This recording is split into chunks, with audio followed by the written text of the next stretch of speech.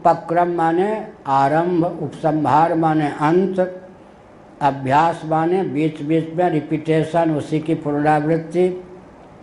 उपक्रम और उपसंहार, अभ्यास, अपूर्वता अर्थात प्रमाणांतर से अनधिगतता, और उपपत्ति तदनुकूल युक्ति, और अंत में फल। उपक्रमोपसंहार, अभ्यास, अपूर्वता, अर्थवाद, इतर की निंदा, उसकी प्रशंसा।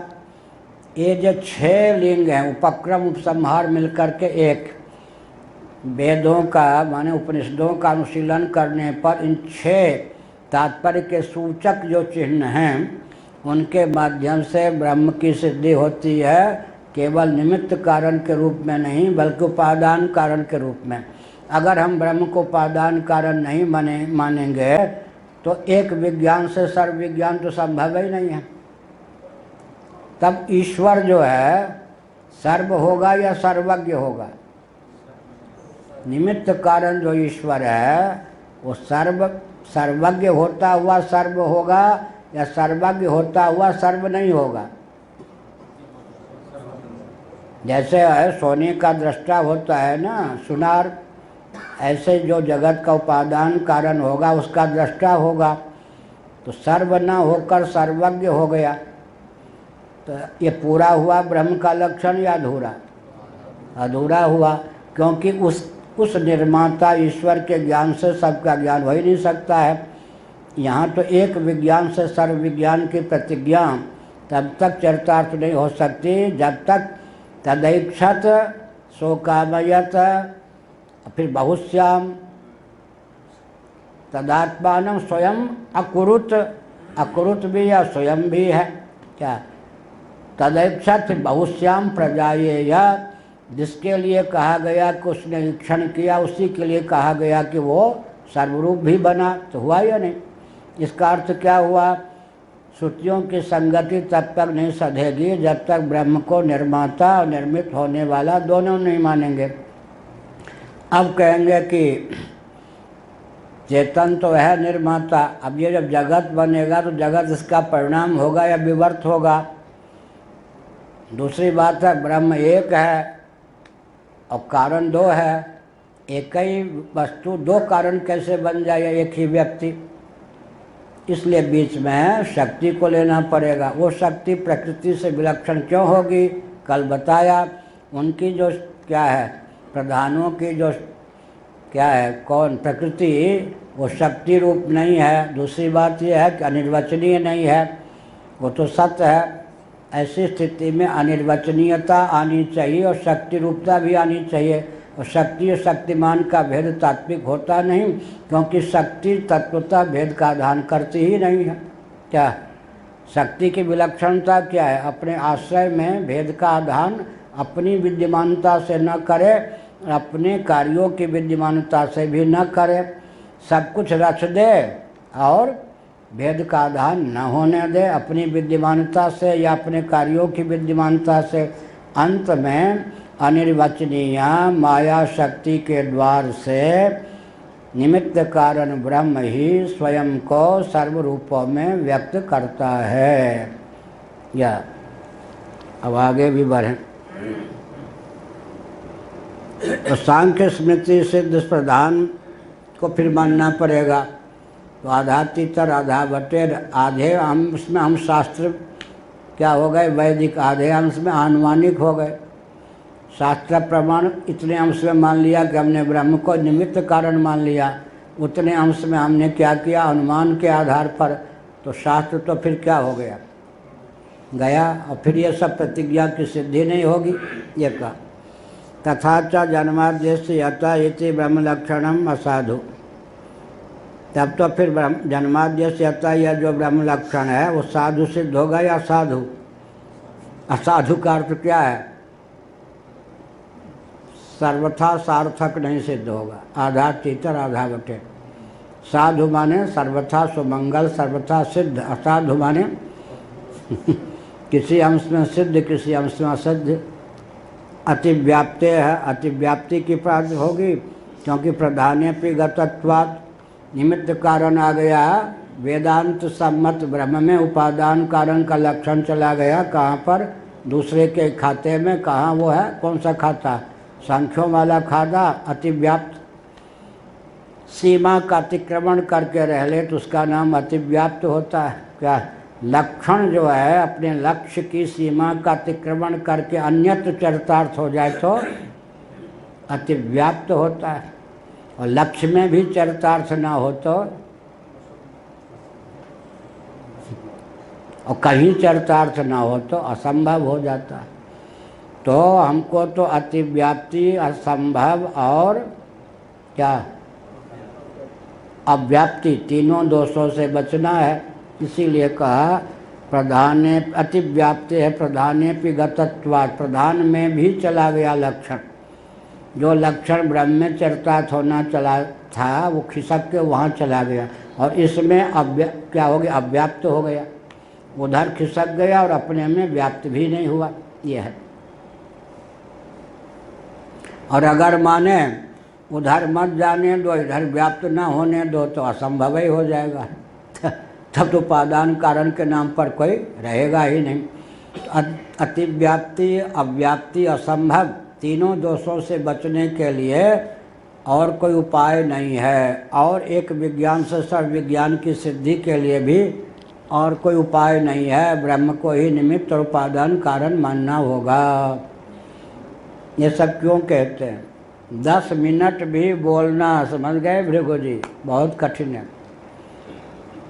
एक थे बहुत अच्छे प्रियाशरण महात्मा थे, वाराणसी के जीवन के 80 वर्ष लगभग अंत में 80 वर्ष ब्रज में रहे, ब्रज की सीमा का उल्लंघन नहीं करते। बहुत ऊंचे गायक भी थे। किसी ने कहा रासलीला ये सब आप नहीं देखते जबकि राधा रानी के उपासक हैं। उन्होंने कहा सुनो, मैं नास्तिक नहीं हूँ, मैं बहुत ऊंचा शास्त्रीय संगीत का, भजन का मर्मज्ञ हूँ। ये लोग जो रासलीला में गाते हैं, उटपटांग गाते हैं, तो हमको बड़ा कष्ट होता है। एक बार नारद जी वीणा लेके जा रहे थे, वो है अद्भुत रामायण आदि, तो रास्ते में किसी के हाथ कोई स्त्रियां दिखाई पड़ी, कुछ पुरुष दिखाई पड़े, किसी के हाथ कटे हुए, किसी के नाक कटे हुए, किसी के वो। नारद जी को बड़ा आश्चर्य हुआ, ये सब क्या दुर्दशा है, किसने इन सबको ये दुर्गति कर दी। अंत में आकाशवाणी हुई, मान लो तुमने किया ये सब दुर्गति। मैंने किया? हाँ, तुम भाई वीणा को बजाते रहते हो, राग रागनी में निपुण हो नहीं। ये सब राग रागनियाँ हैं तुम्हारे द्वारा मारे हुए। तब नारद जी को आया, अरे मेरी ये, हाँ तो मैं तो बस करता रहता हूँ, तो तुम जानते तो नहीं, राग अलापते रहे, तो ये सब राग रागनियों की दुर्दशा तुम्हारे द्वारा हुई। तो फिर कहा राधा रानी से सीखो राग रागनी। राधा रानी के चलवा बना दिया। फिर राग रागिनी ने कहा राधा रानी से सांगोपांग संगीत सीखो। अब श्री कृष्ण भगवान बांसुरी बजाने लग गए। ब्रज की कथा है, ग्रंथों में है, तो वो भी ठीक ठाक नहीं बजा पाए। तब लोगों ने कहा कि आप भी राग रागनी कहो, घायल कर देते। राधा रानी से बांसुरी बजाना सीखिए। राधा रानी मस्त मौली उधर श्री कृष्ण के गुरु हो गई। उनके श्री कृष्ण के गुरु की गुरु नारद जी के भी गुरु हो गए। यह राधा रानी की महिमा। इसका अर्थ क्या हुआ? प्रधाने पि गतत्वात् असंभवात् वा, अथवा दूसरे के घर के प्रधान को, दूसरे घर की प्रकृति को हम क्यों स्वीकार करें? भाई हम नहीं स्वीकार करते। वहाँ चरितार्थ हुआ नहीं, तो अपने ब्रह्म में उपादान कारण का लक्षण चरितार्थ होने नहीं दोगे तो फिर क्या हुआ? असंभव। अतिव्याप्त हो गया, अपने में अव्याप्त हो गया, न उसको भी न स्वीकार करो तो असंभव। न यहाँ गया न वहाँ गया, कहीं चरितार्थ नहीं हुआ। इसलिए मैंने कहा 10 वाक्य भी बोलना, डरना नहीं चाहिए। क्या अब जो एक बच्चा आजकल क्या कहते हैं, नर्सरी है क्या बोलते हैं, हाँ, उसमें दाखिल होता है। अब उससे वो कहें कि कौमे की भूल हैं, अब जाने दो, जो भी हो। हम तो फिर पहली कक्षा से पढ़े हैं, और सब तो हम पढ़े पहली कक्षा, दूसरी तीसरी, अब जो कुछ हो गया हो।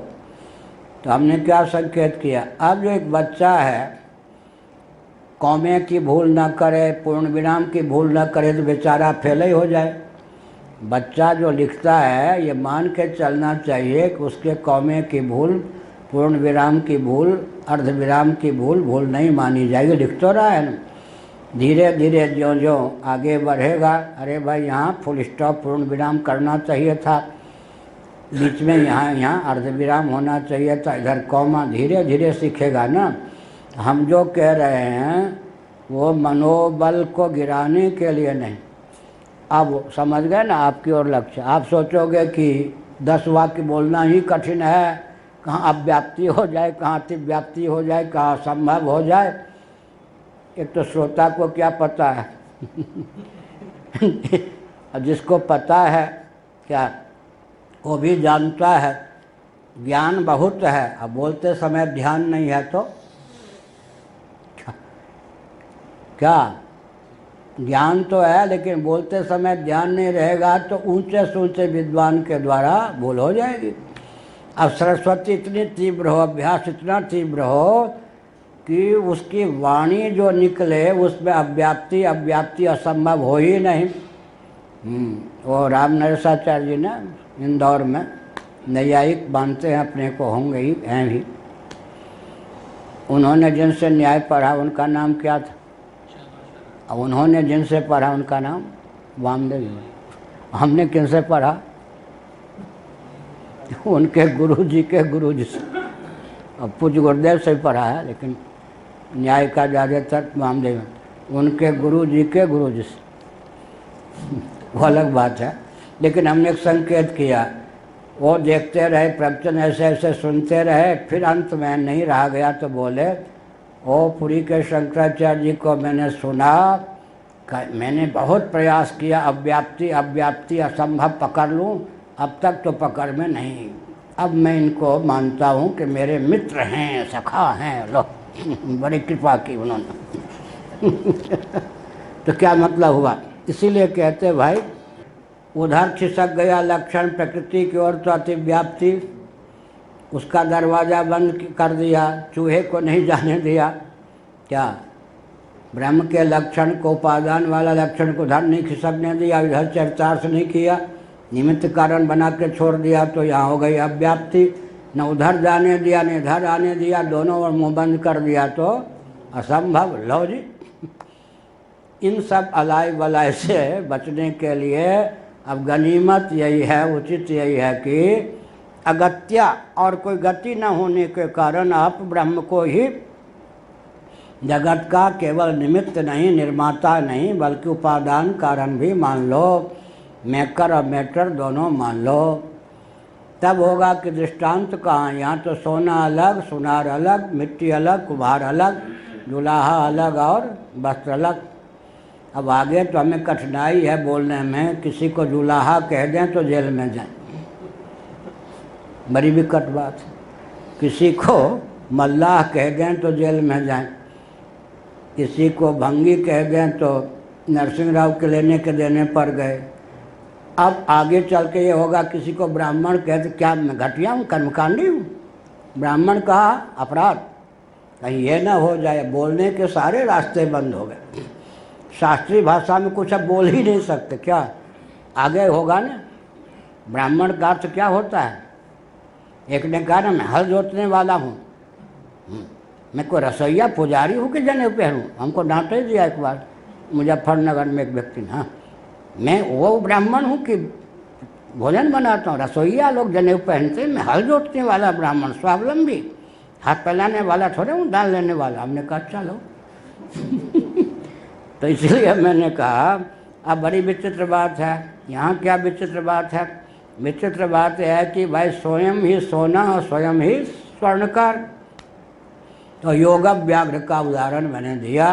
एक सिद्ध योगी जब संकल्प के द्वारा व्याघ्र बन जाता है तो बनने वाला भी बनाने वाला भी, अगर यह उदाहरण देते हैं तो क्या कहेंगे? अरे भाई होता होगा, गप हाँकते हो, हमको तो नहीं मालूम कि योगी व्याघ्र बन सकता है। तब श्रुति ने ऐसा उदाहरण दिया जिस पर कोई ननु नच न कर सके मुंडक ने। मकड़ी जाला बनाती भी है और जाला बनाने की सामग्री अपने अंदर संजो के रखती है। इसको तो मानोगे ना। इसलिए भगवान जो है मकड़ी के समान है मानो। जगत बनाते भी हैं, जगत बनते भी। जब मकड़ी जाला बनाती है तो जाला बनाती है तो बची रहती है या ख़त्म हो जाती। जाले में फंस जाना अलग है, इतने अंश में जाला बना करके भी विद्यमान रहती है या नहीं। तो जाला उसका परिणाम होता सर्वथा, तो मकड़ी बचती नहीं। इसी जब मकड़ी भी जाला बना करके मकड़ी के रूप में, चेतन के रूप में बची रहती है, तो ब्रह्म क्या मकड़ी से भी घटिया है? कि जगत बना स्वयं को ही, माने अंतर्निहित शक्ति रूपा सामग्री को जगत का रूप दे करके स्वयं शेष रहते। इच्छा पूर्वक कर्तृत्व, यही हो गया। तत्र इच्छा पूर्वक कर्तृत्व प्रभुत्व रूपता, प्रभुत्वमसरूपता निमित्त कारणे स्वेवनोपादानेषु कर्हिचित्। इस पर कारिका की रचना कर दी किन्होंने? वाचस्पति मिश्र भामतीकार ने पूर्व पक्ष की ओर से। इच्छा पूर्वक जो कर्तृत्व होता है वो क्या है? प्रभुत्व, यही प्रभुता है उसकी। उसमें क्या होता है? वो कार्य से विलक्षण होगा, जेवर आदि से विलक्षण होगा सुनार इच्छा पूर्वक। घटादि से विलक्षणता उसमें निमित्त कारण स्वेव नोपादानेषु कर्हिचित्। अस्वरूपता, अस्वरूपता यह है। उपादान कारण मानते ही एक चीज़ गला पकड़ लेती है। वो क्या चीज़ है? जगत। जैसे सुनार जो है, सुनार के लक्षण और जेवर के लक्षण में भेद होते हैं या नहीं? कुंभकार के लक्षण में चेतन है ना कुंभकार, और घटादि के लक्षण में भिन्नता होती या नहीं? तो जगत जो है वो तो अनित्य है, अचित है, दुखप्रद है, अशुद्ध है। योग दर्शन के अनुसार अशुचि है, यह है यानी अनित्य है, अशुचि है, ये सब योग दर्शन ने कहा। तो जगत का लक्षण घटिया, ब्रह्म पारंगत, या अनित्य तो वो नित्य, या जड़ तो वो चेतन, क्या यह दृश्य तो वो बिल्कुल अदृश्य, यह क्या है? अशुद्ध तो वो शुद्ध, या दुखप्रद तो वो सुखरूप। उपादान में उपादेय माने उससे बनी हुई सामग्री में एक रूपता चाहिए ना, वो एक रूपता नहीं है। तो हम निमित्त कारण माने तो एक रूपता की आवश्यकता नहीं है। और अगर उपादान कारण मानते हैं तो तालमेल तो बैठता नहीं ब्रह्म और जगत का। यह दोष है या गुण? पूर्व पक्ष की दृष्टि में दोष है, हमारी दृष्टि में यही तो विवर्त का मार्ग प्रशस्त करता है। क्या हमारी दृष्टि में यही तो विवर्त का मार्ग प्रशस्त करता है? क्या चेतन का जड़ रूप से परिदर्शन यही तो मार्ग प्रशस्त करता है। तो कहते वो शक्ति को ले लो, जगत की अनिर्वचनीयता हम सिद्ध करेंगे और शक्ति की अनिर्वचनीयता सिद्ध करेंगे, और इसके जो हैं अनित्य, इसके जो अशुद्धता आदि, वहाँ भी प्रसव धर्मात्मिका प्रकृति है ना। तुम्हारे यहाँ प्रकृति तो स्वतंत्र रहेगी, हमारे यहाँ तो ब्रह्म की शक्ति हो जाएगी। ब्रह्म शक्ति रेव प्रकृति निरालंबोपनिषद। तो प्रसव धर्मात्मिका, प्रसव धर्मात्मिका माने महत्त्व आदि के रूप में है। उसका क्या होता है? प्रसव होता है, सृष्टि का आरंभ होता है। तो जगत का लक्षण उसमें चला गया या नहीं? माने कुछ साम्य हो गया। तो माया शक्ति को लेकर हम, तुम जो आपत्ति करते हो उसका निवारण कर देंगे, लेकिन माया शक्ति के द्वार से आखिर कौन कारण सिद्ध होगा? रस्सी के अज्ञान से आखिर रस्सी तो सर्प का कारण सिद्ध होती है ना। क्या इसी प्रकार माया के द्वार से, माया तो बिना आश्रय के रह ही नहीं सकती है। अग्नि में जो दाहिका शक्ति है वो बिना अग्नि के आश्रय के रह सकती है क्या? तो ब्रह्म में जो जगत को उत्पन्न करने वाली matter is nothing but energy, आज हमने कहा था matter is nothing but energy, energy nothing but soul, soul is the supreme या सुपर पावर ऑफ एनर्जी। तो वो परमात्मा जो है वो क्या है? परमात्मा माया शक्ति को भी सत्ता चित्ता प्रियता प्रदान करने में समर्थ है। इसका अर्थ हुआ कि माया शक्ति जो कि अनिर्वचनीय है, जो ब्रह्म में द्वैत का आधान नहीं कर सकती, न स्वतः न अपने कार्यों को लेकर, उसके द्वार से, तो द्वार से कहा तो कहा कि ब्रह्म ही कैसा भिन्न निमित्तोपादान कारण हुआ। तो गीता के 14वें अध्याय में भगवान शंकराचार्य का भाष्य क्या है? शक्ति और शक्तिमान में अभेद होता है, अर्थात शक्ति अपने आश्रय शक्तिमान को सद्द्वितीय नहीं बनाती है, इसलिए अभेद रहता है। अभेद की सिद्धि भी हो गई और सारूप्य की सिद्धि, जगत अशुद्ध तो वो माया भी अशुद्ध, सारूप्य की सिद्धि भी हो गई और जगत ब्रह्म का परिणाम न होकर विवर्त भी हो गया, सारा काम सध गया। ठीक है, एक कहावत है ना, नाम नहीं लूँगा, उसके लिए हमने नाम पलट दिया, यामी। मियाँ के स्थान पर मैंने कर दिया यामी। मियाँ की जूती मियाँ के सर, अब मैं कहूँगा तो मियाँ मुकदमा कर देंगे। हम बिल्कुल मियाँ जी के लिए कुछ नहीं कहते, हम तो यामी के लिए कहते। पलट दिया, यामी की जूती यामी के सर। अब कहो यामी जिसका नाम होगा, पता नहीं किसी का होगा ही नहीं। यामी कौन है? यामी की जूती यामी के सर। आजकल बोलने के लिए बड़ा सब पेंच लगाने पड़ते, सब कुछ बोल दो और जेल में जाने से बच जाओ, मुर्दाबाद से बच जाओ और सब कुछ कह दो क्या। तो हम क्या बोलते हैं, कुछ बोल दिया, फिर कहा आप लोगों को छोड़कर, आप जैसे व्यक्तियों को छोड़कर, कम से कम ये तो मुकदमा नहीं है करेंगे। जो कुछ कहना है कहने के बाद 2 वाक्य कह दें, आप लोगों को छोड़कर और आप जैसे व्यक्तियों को छोड़कर, अब तीसरा कोई केस करने आएगा ही नहीं। इसका मतलब प्रसव धर्मणी है या नहीं? कौन? प्रकृति। लेकिन कैसी प्रसव धर्मणी है?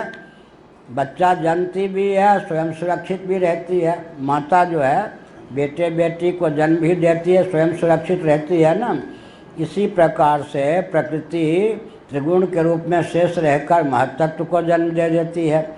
महत्तत्व के रूप में शेष रहकर अपने अस्तित्व को बनाए रखकर अहम तत्व के रूप में परिणत, अहम तत्व फिर पंच तन्मात्रा उधर मन इंद्रिय के रूप में, फिर पंच तन्मात्रा पंचभूत के रूप में है या नहीं, फिर पंचभूत विद्यमान रहकर तारतम्य संघात वृक्षादि के रूप में।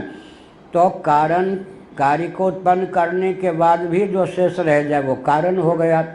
तो महत्तत्वादि में कारण का लक्षण भी चला गया, कार्य का लक्षण भी चला गया, इसलिए उसको प्रकृति विकृति कहते हैं। जिसमें कार्य कारण दोनों का लक्षण चरितार्थ हो जाए उसको प्रकृति विकृति। जिसमें केवल कार्य का लक्षण चरितार्थ हो, कारण का लक्षण चरितार्थ न हो, उसको विकृति।